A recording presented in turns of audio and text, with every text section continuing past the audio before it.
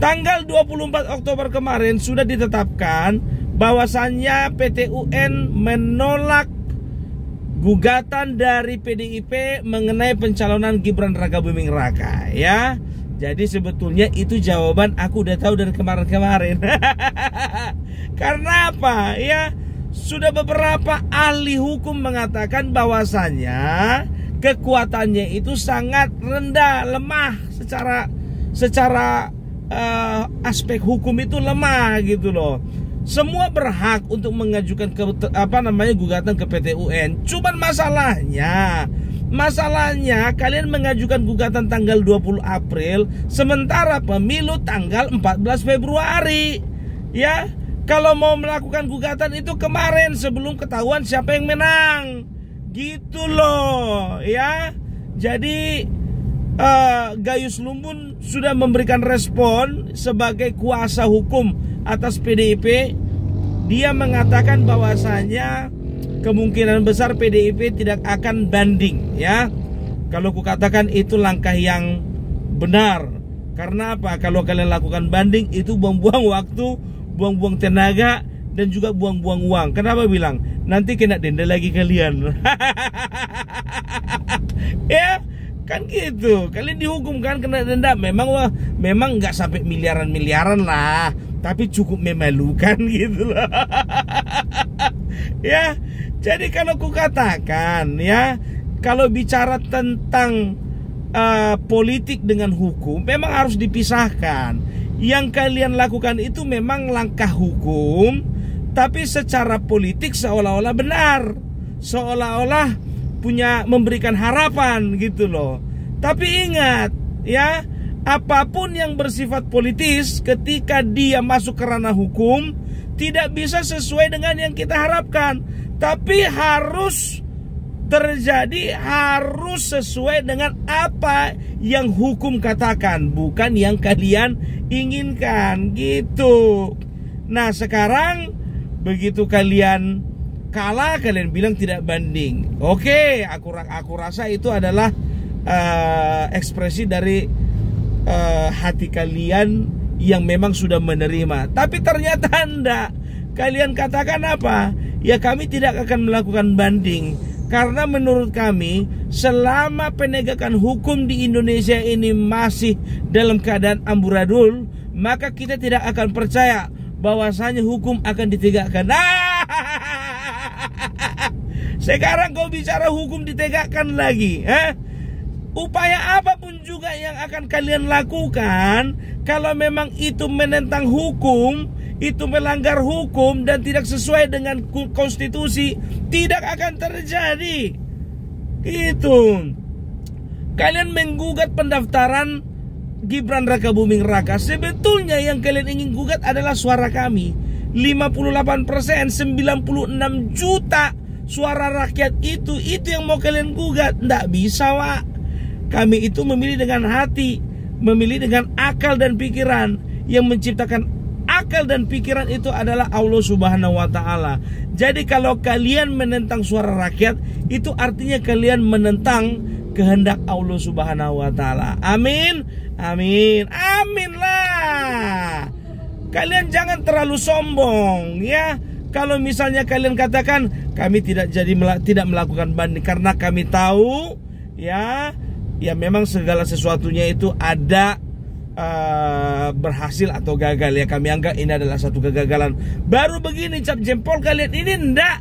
Yang kalian persalahkan hukum, yang kalian persalahkan keadilan, ya. Apa yang mau kalian harapkan hukum dan keadilan kalau memang kayak gitu modelnya? Kan gitu, ya.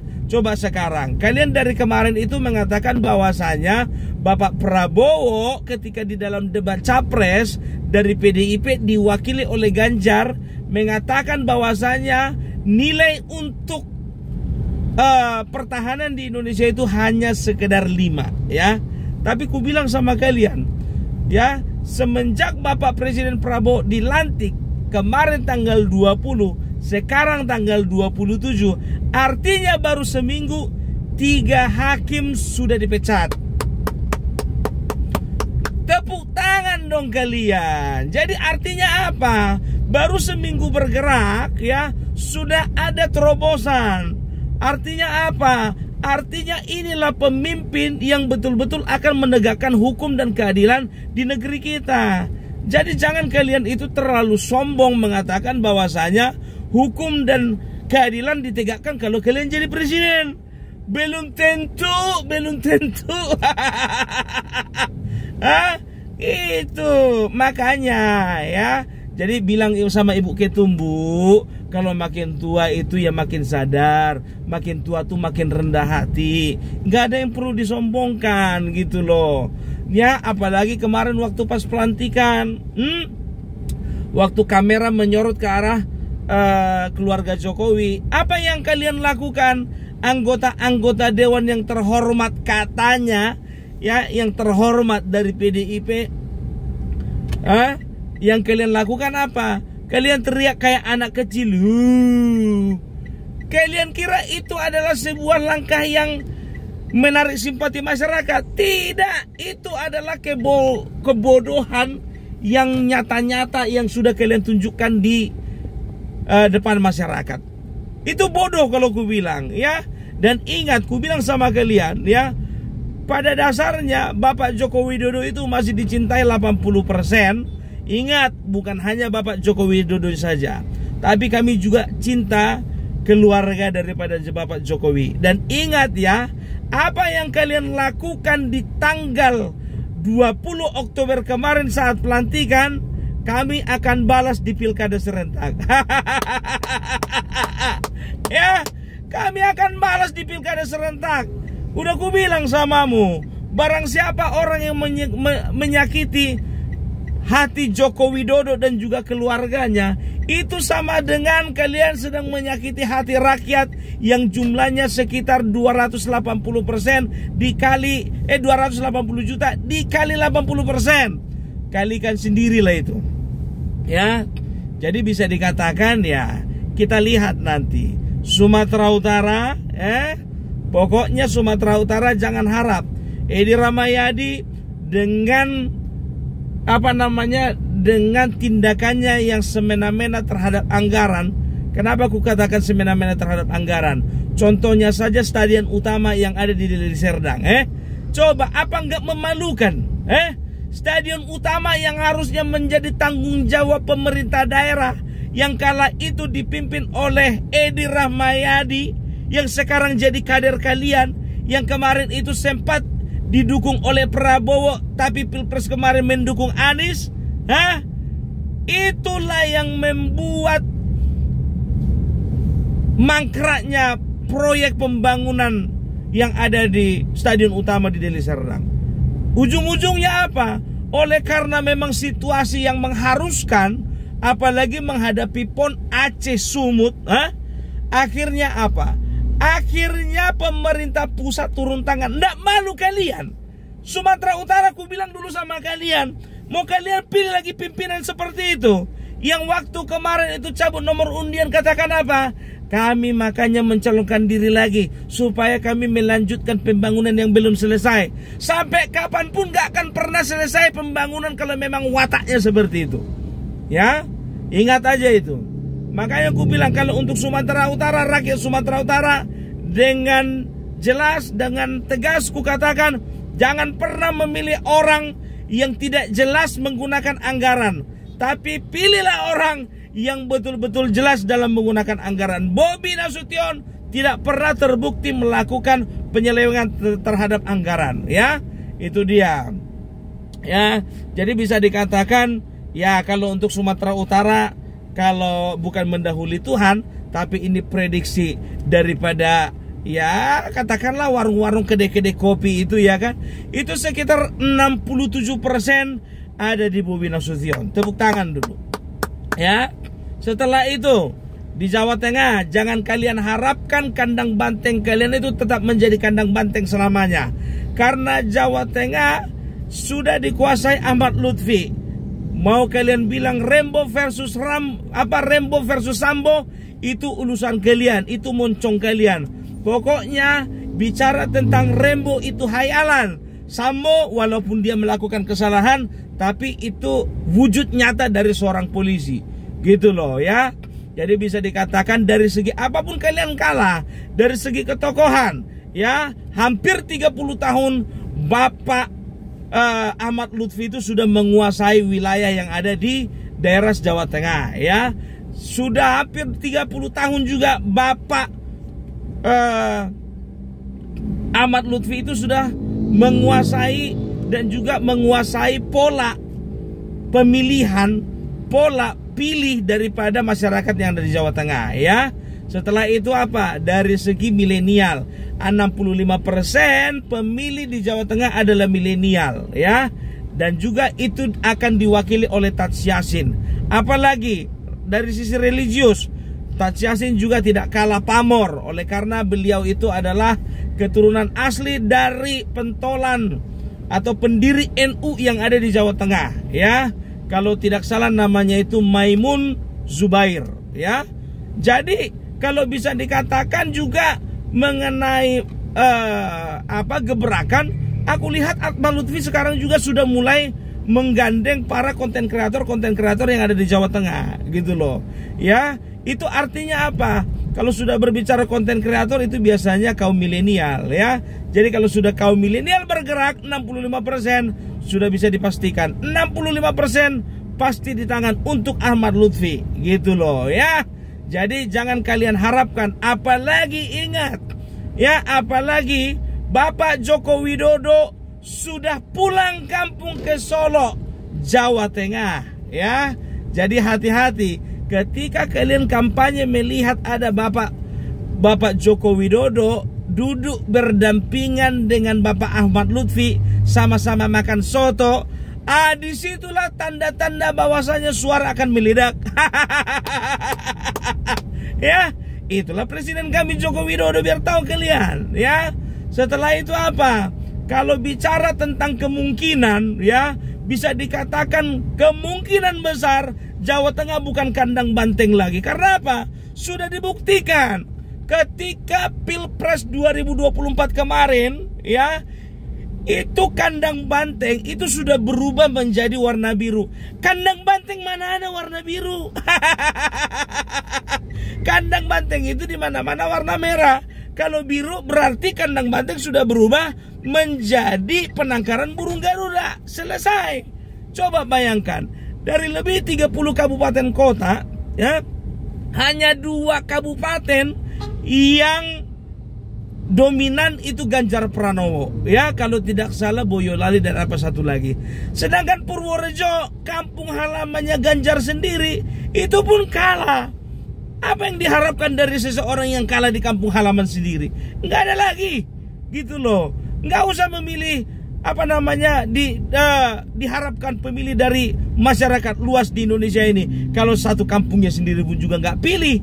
Tapi Prabowo lain, kampungnya di Manado. Kalian tengok dulu, ya, bagaimana kampanye di Manado berlangsung, ya. Bahkan salah satu surat kabar dunia mengatakan bahwasanya kampanye yang ada di Manado kemarin itu adalah kampanye terbesar di Asia Tenggara. Luar biasa kan? Luar biasa dong. Siapa dulu? Makanya aku bilang, kalian yang suka memecah belah, mengadu domba Bapak Joko Widodo dan juga Bapak Prabowo, itu sebetulnya adalah narasi-narasi tanpa alasan, ya. Setelah itu di mana lagi? Jawa Timur. Jawa Timur, apa yang mau kalian harapkan dari seorang Tri Risma hari ini? Surabaya sudah dikuasai, walaupun beliau beliau pernah jadi wali kota di Surabaya, tapi itu tidak cukup, ya, tidak cukup sebagai menjadi alasan bagi rakyat untuk memilih Tri Risma hari ini dibandingkan Kofifa Indar Parawangsa. Sedangkan untuk elektabilitasnya saja pun juga sampai sekarang ini, elektabilitas beliau itu sudah di atas 63%, bahkan mendekati 65%, ya. Jadi siapa lawannya? Luluk, nggak ada, ya. Tri Risma hari ini lewat, ya. Jadi bisa dikatakan, ya, kalian itu terima sajalah kekalahan kalian di 2024 di Jawa Timur. Tidak ada yang bisa kalian harapkan lagi. Terus di mana lagi? Di daerah Jakarta. Oh, jangan harap Jakarta ya. Apalagi sekarang dukungan sudah semakin banjir, semakin banyak untuk Ridwan Kamil ya. Kalau bisa dikatakan ya Ridwan Kamil itu sudah menyentuh di angka 53% lah ya. Jadi kalau bisa dikatakan ya nggak ada lagi sih sebetulnya yang bisa diharapkan daripada kalian ya. Jadi nggak usah mimpi lagi lah ya. Apalagi kemarin Amin Rais mulai mendukung dan juga mulai mendoakan Rano Karno. Aku agak ragu dengan doa-doa manusia seperti Amin Rais. Karena apa? Tidak mungkin dari mulut yang sama keluar dua mata air yang berbeda. Nggak mungkin keluar dari satu mulut yang sama keluar perkataan yang baik yang negatif. Tidak mungkin dari satu mata air mengeluarkan dua jenis rasa. Nggak mungkin. Gitu loh. Jadi kalau misalnya dia itu selalu mengatakan kata-kata jahat, kata-kata fitnah, kata-kata tudingan, ya, kata-kata caci maki, mulut yang sama juga mengucapkan doa, kurasa mental duanya itu, Wak. Gitu dia. Jadi nggak usah apalah, ya. Jadi kalau bisa dikatakan kalian itu main slow aja, main slow, ya. Terus mana lagi? Jawa Barat. Jangan ditanya Jawa Barat. Wah, 75% nggak kemana itu. Ya. Kang Deddy Mulyadi. Mana mungkin bisa, ya? Mana bukan tandingannya calon kalian itu Kang Deddy Mulyadi. Nggak bisa. Kalau untuk Jawa Barat, kecintaan masyarakat di Jawa Barat itu kepada Kang Deddy Mulyadi itu sama halnya dengan kecintaannya rakyat Indonesia terhadap Bapak Jokowi. Itu dia, ya. Jadi bisa dikatakan ya, maaflah dulu untuk Jawa Barat ya. Iya, itu sudah menjadi penangkaran burung Garuda sudah sejak lama ya. Karena apa? Ya bisa dikatakan Gerindra itu nggak terlawan, Wak. Gitu dia ya. Terus mana lagi? Daerah Banten. Kalau daerah Banten ini kan itu kan kawasan rekonsiliasi. Karena Airin beserta juga wakilnya itu ya satu dari Golkar, satu dari PDIP. Ya kan, dengar-dengar kabar katanya Airin udah pindah ke PDIP. Nggak tahu urusannya lah itu. Kan begitu. Ya, tapi secara sejarahnya ya kalau untuk Banten itu masih mendominasi itu sudah pasti Golkar lah. Ya. Jadi bisa dikatakan ya kalaupun menang, kemenangan Kim dan juga kemenangan dari PDIP gitu ya. Gak apa-apa lah ya. At least yang satu itu aja lah di Pulau Jawa, yang lain gak usah. Kan begitu. Oke? Jawa Barat udah, Banten udah, Jawa Tengah udah, Jawa Timur udah, DKI Jakarta udah, Sumatera Utara udah. Bali bagaimana? Iwayan Koster bagaimana? Masih mental masih aman mental. Di sana ada The Gajah. Bisa dikatakan beliau itu adalah kader dari Gerindra yang energik, ya. Dan tahu enggak kalian? Aku agak apa juga aku kemarin itu, agak kaget juga. Karena apa bilang? Karena aku kira selama ini The Gajah itu udah umur 50 tahun ke atas lah. Pikirku begitu. Rupanya beliau itu kelahiran 81, berarti masih satu generasi dengan Opung Parbelak. Luar biasa. Jadi untuk semua rakyat, masyarakat yang ada di Bali, ya aku titip The Gajah sama kalian. Jangan pernah pilih selain daripada The Gajah, ya. Kalian tahu kalau gajah sudah bergerak, semua akan bergoyang. Ya, itu dia. Mana besar banteng sama gajah, Pung? Sudah pasti gajah. Kena pijak penyek itu banteng. Ya, tapi tanduknya banteng tajam, Pung.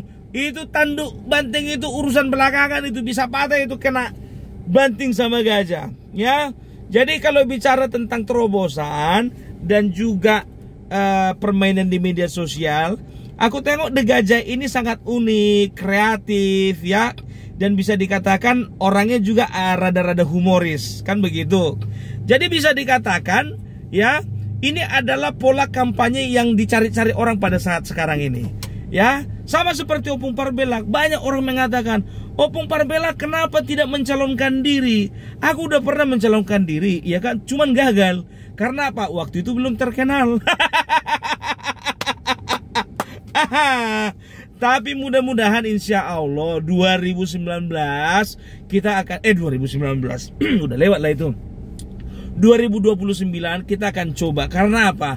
Mudah-mudahan dengan seizin Allah Subhanahu wa taala, maka kita bisa akan bergerak bersama-sama untuk memberikan yang terbaik untuk bangsa ini. Loh, kok jadi ke Opung Parbelak ya? Jadi untuk The Gajah ya, untuk The Gajah ya, kami dari luar Pulau Bali kami sangat mendukung Anda semuanya ya, mendukung The Gajah dan juga pendukungnya dan relawannya. Mari bergerak bersama-sama untuk membuat atau untuk merubah kandang banteng menjadi penangkaran burung Garuda. Tapi dengar-dengar kabar katanya memang ya di Bali udah nggak lagi kandang banteng katanya.